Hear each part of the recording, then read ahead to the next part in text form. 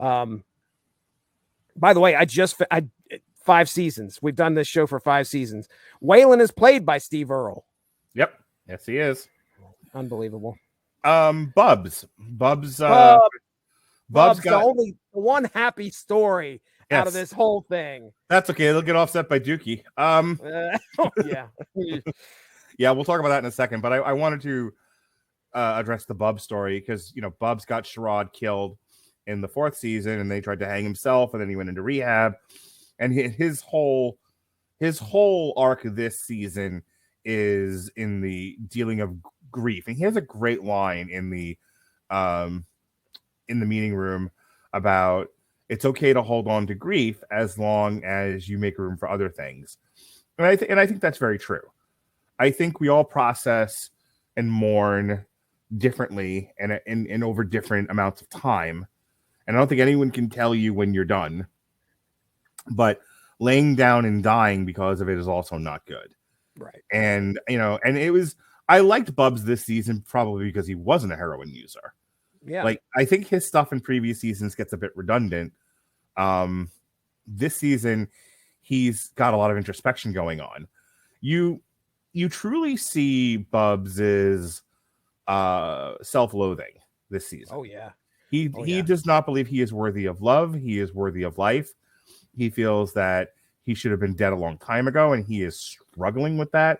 He is trying to reconcile why did he live and Johnny die? Why did he live and Sherrod die?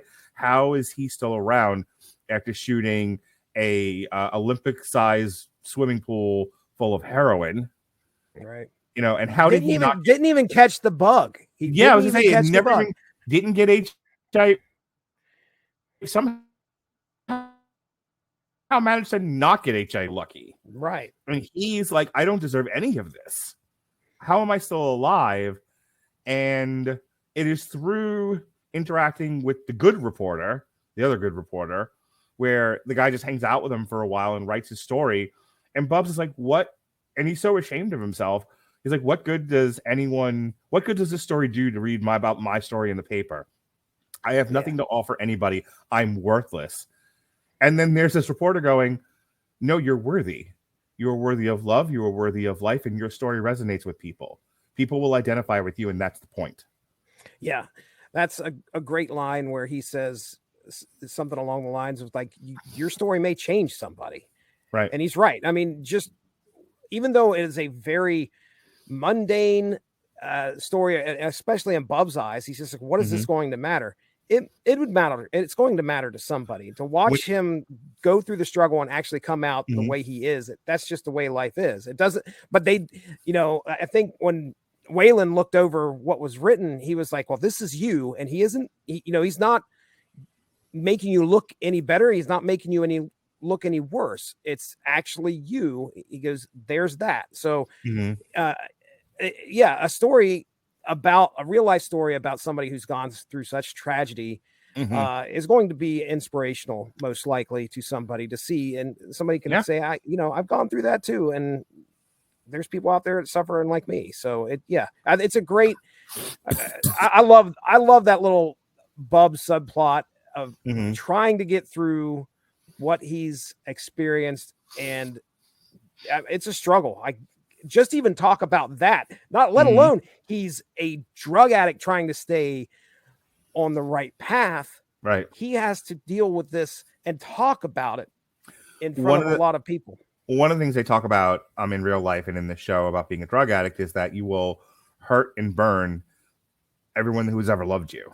Right. And look at the relationship between Bubbles and his sister. It's just like the last time I let you into my house, you left with my TV and half the shit in my living room.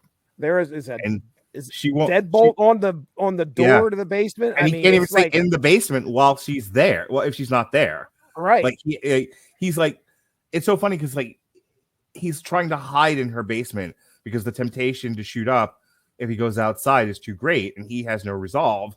And she's like, I don't give a shit. I don't care. Go out, figure it out. You're not staying in my house while I'm not here, when I can't watch you. Like the level of distrust, the lack of faith because of the years of misbehavior and addiction. Mm-hmm. But but it makes it all worth it. It's that Cap and Peggy moment at the end of Endgame. You know, he finally goes up the stairs and he eats family dinner with his sister and his niece. Yeah, it's great. And it made me cry happy tears when I saw it. I really liked it. Bubs finally came home. Meanwhile, let's talk about Mike and Dookie. Oh boy. So when we pick up, Dookie got promoted to high school midway through the year last year. Took one look at the high school and everyone around him and said, nope. And so Michael started. So in trade for Chris and Snoop killing Michael's father, or Bug's father, he in turn went to work for Marlo. So one, he's got a drug corner, but occasionally they need him to shoot somebody. And excuse me. And so in the beginning, Dookie's running Mike's corner for him, but Spider ain't having none of it. Spider's like, I ain't fucking with him, man. He's just a bitch is all. Which I understand. I don't know about you, Jesse, but when someone acts like a bitch, you gotta fuck with them. That's just the way it is. Sure. Right. Spider is very eloquent. I mean, I can see why this show got nominated for the writing awards that it did. Like, I ain't fucking with him, Michael. He's just a bitch is all. That tracks, Spider. Thanks, Spider. You know, and then poor Mike has to then parent Dookie. He's just like, why you let him fuck with you like that? And like Dookie has his spine is made of soft feathers. It's true. And so he can't be on the corner anymore because he ain't hard like that. And I think this is the season where Mike and Dookie go into the woods to shoot guns, and Dookie can't shoot guns. And so he's like, right. And so he's like, well, just watch Bug, make sure he gets home from back and forth to school. And Dookie's like, what am I supposed to do? Stay home and bake cookies? And Mike's like, I don't give a fuck what you do. Right. Just make sure my brother's okay. And so Dookie tries to get a job and he runs into Poot. And Poot's like, you're not old enough. Get out there and bang on some corners for some more. What you want to hear? Yeah, no kidding. And so Dookie finds Junkman. Junkman. He is the Junkman too. Yep. And they start shooting heroin together, and that's where Dookie's story ends. Yeah, Dookie unloved, abandoned, in a vein full of heroin. Yeah, I mean, this is it's sad. It's a very sad story. I saw a meme. I called a meme. It was just a picture, you know, going on through TV Time of all the characters that basically took the place of the previous characters. Right. And just like you said, Dookie becomes our new Bubs. Right. And someone becomes our new Omar. Yeah, Michael. Yeah. That like you used to be Marlo's bank, and I think that money need to be mine. You just a big shot in the knee. That's just a knee, motherfucker. Mike is hard as hell, man. But Mike has a very sad ending. You know, when he knows that when he's the one accused of snitching on Marlo, when he wasn't, they got him on the illegal wiretap, but they don't know that. So they assume somebody snitched. They figured it was Michael because Michael's kind of the outlier. And Chris and Snoop are sent to kill him, and Mike gets the drop on him and ends up shooting Snoop in the head, which is a great going out line. Like, Snoop is my fucking hero. Because Snoop is How's my hair? Yeah, like she's so fucking manly, you know? Mm-hmm. She's so tough. Like, she's almost like asexual, like androgynous. I get what you're saying. Yeah, she has like a street like not a David Bowie androgynous about her, like a very like street androgynous. First of all, she's like this fucking big, so, you know, and she's always wearing baggy clothing, so she could totally pass for a dude. But she is fucking hard as nails, fucking hell, man. And so Mike gets the drop on her, and he's like, and she's like fucking bad talking him. She's putting him down. She was like, "You was never one of us. Always running your fucking mouth." Yeah, and Mike's like, I don't have to take this. I have a gun. And she knows it. And she's like, fair play to you. Yeah. And in the most girly moment, that she's had in 2.5 seasons, how my hair look, man? How my hair look? You look good, girl. Bang, 9 automatic. Of all the characters throughout this whole series, I would say hers is the most If you say it's like the most surprising over Omar's, I'm gonna throw something. Well, no, I'm not talking about it death-wise, because that is. I'm talking about as a character, because when you're looking at her as a character, she is not what she appears to be. She is not a small, dainty little woman. That is for damn sure. She is and it is nothing but the streets for her, and she is completely okay with getting killed. And she is completely okay with murdering other people. Yep. My time has come. Yeah. She is.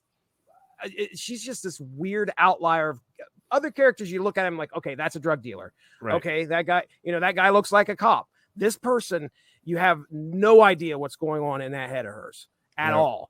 So, and Michael has a great line when they drop Bug off at the aunt's house. And Dookie's like, hey, remember when we picked up those girls? Remember. And Mike goes, I don't remember anything anymore. Mike is gone. Yeah.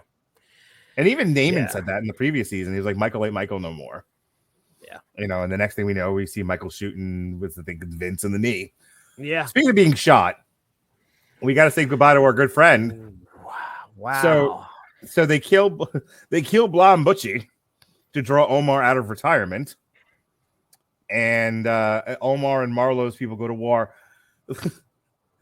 I don't know how I feel about how how Omar went down, because the thing leading up to it was him and the one guy. A lot of other people do. Him and the one guy stalking Monk, but they were the ones being stalked, and the one guy gets killed, and Omar dives out a window. Some Spider-Man shit. Yeah, spends the next 2 episodes fucking limping around. You really get to see Omar like torn down, like his like legendary badass status is utterly shattered in this season, along with his leg. But then like the next thing you see him doing is being Omar about it, and he's running around and fucking just like stealing Marlo's drugs and throwing them down the drain, screaming to no one in particular. Marlo is not a man for this town. Marlo is a punk. And if he wants to go, he should meet me in the street. Meet me in the street. And the best part about that is everyone knows it and no one tells Marlo. And Marlo damn near loses his fucking mind. Yeah, he does. He may be going to prison for 50 years for criminal conspiracy and murder. But he's worried that Omar called him. He's worried that Omar called him a bitch in the street. Right. But you call me a punk? It's like he's like Marlo is Marty McFly. Did you call me chicken? It's about that level. Yeah, it really is. But by the Omar's, way, them in the jail holding cell as they're discussing it, and like Monk is starting to talk about it. Chris is like, shut the fuck up, dude. Fucking say a word, man. He's nuts. Stop talking. Don't. And Monk knows he fucked up. Like that guy is like not the world's greatest actor. But like in that moment, you could just see him going, I don't want to talk. I don't want to say nothing. I know I'm fucked up. Yeah. And Chris is like, you done did. And Marlo's like, you better talk, motherfucker. Gosh. Man. Yeah, Omar's death.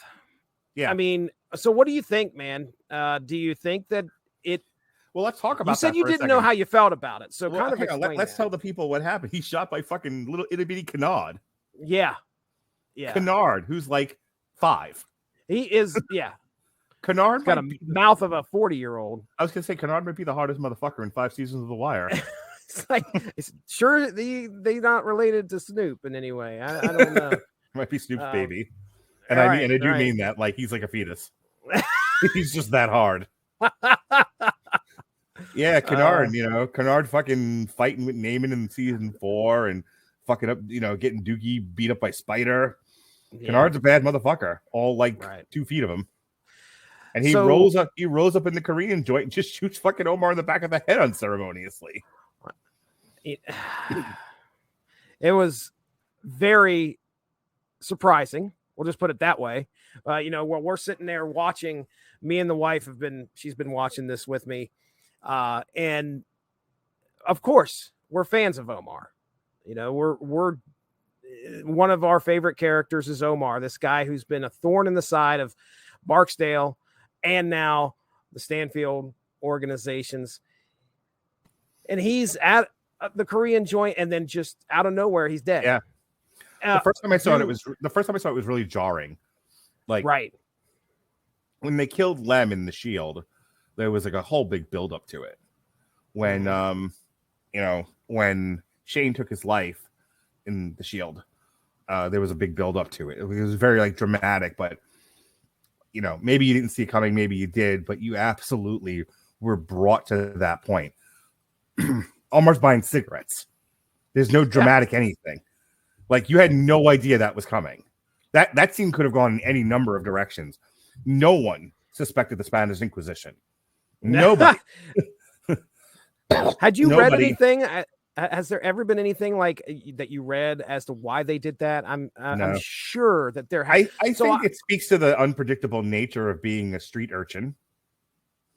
You're right. There was a lot of commentary that I was reading about, the Hollywood ending that we wanted for Omar. Right. This ain't Hollywood, folks. This is fucking Baltimore. This is the streets. Look what happened with McNulty and fucking Stringer. The Hollywood ending is McNulty puts the cuffs on him, the bracelets. Mm-hmm. What he really did was get shot up by Omar and Brother Mozone. Mm-hmm. And there's McNulty holding his dick going, I had it. What is life? I do. Yeah. What is life? What is the meaning of it all? Yeah, so I think that if I was to put any money on it, I was just think the reason they did this is because they wanted to, number one, it's shock factor, but number two, it's very much what could be happening in the streets. This is something that somebody's going to go around like calling somebody out, and somebody wants to make a name for themselves, and they're smart enough to be like, okay, I want to make a name for myself. They're going to take that person out as soon as they're not looking. The cognitive dissonance in Marlo still cracks me up.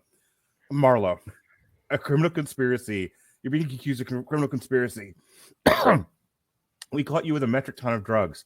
I hear what you're saying, but was I called a punk? Did somebody mention my name? That's what I want to know. Is someone talking bad about me? I heard 20 years, 30 years in prison, right? But no, first, we need to address this. Priority number one, Junebug talking that shit. He's got to get got, sir. He must get got. He must get got. Junebug must not talk shit. That is correct. And what I love about the Junebug, I people listening like, what? No, you got to understand. Like episode 1 or whatever, when the cops pull off Marlo, they resume killing people again. And like Marlo has like a fucking list. And the first thing he says is, yo, you need to shoot that motherfucker. I'm saying a lot of motherfucker tonight. I mean a different word. Well, my girlfriend's not here to give me the okay to say it. So I'm just going with motherfucker. And it makes Jesse nervous. So he's like, need to get that motherfucker Junebug. He was talking that shit. Literally, they're going to kill this fucking guy because he was talking shit about Marlo. And Mike even questions it. He's like, why Junebug got to die? Right. He's like, because he shouldn't have been talking shit. Well, he's like, what did he say? He said Marlo sucks dick. Let me ask a question. I might. Did he actually say this? Did he suck? No, it's not even did he say it. Michael's whole thing was Junebug said, I'm going to wipe this up.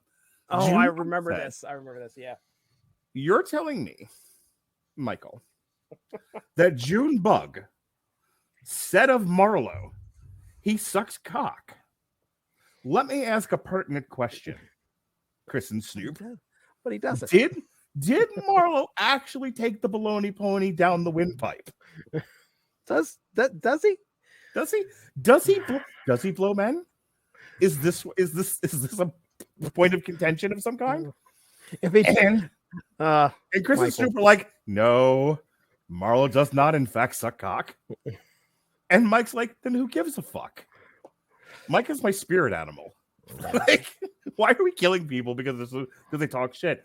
And then they're ever zealous, ever committed, ever devoted Snoop because motherfuckers need not to talk. That's why. So you mentioned Back to the Future, Marty McFly. The whole chicken thing. There you go. Finally, at some point in part 3, Marty realizes that what, he's full of hot air. There's no reason to be worried about it. Yeah. So, meanwhile, at the very end, the last thing we see Marlo do is literally walk on the street and pick a fight with somebody and scream, "I am Marlo." Oh man, does he? I am not a bitch. He's obviously back in the streets, so that's another thing. If there is fiction out there of McNulty surviving this, I don't think that's the case, because fucking Marlo goes back out there. That was the whole thing. Like, if he goes back out on the streets, Levy's going down, and they won't care. Right. They'll bring everybody ahead, once the November elections are over, and which I think at this point they are, when those credits are rolling. So yeah, okay. So let's talk about the final montage, and then we have 2 games we have to play. I mean, extended. I got a few things too. I actually brought my top moments that back for this season. So go ahead. Okay. So the montage. Before they just get to shots of Baltimore,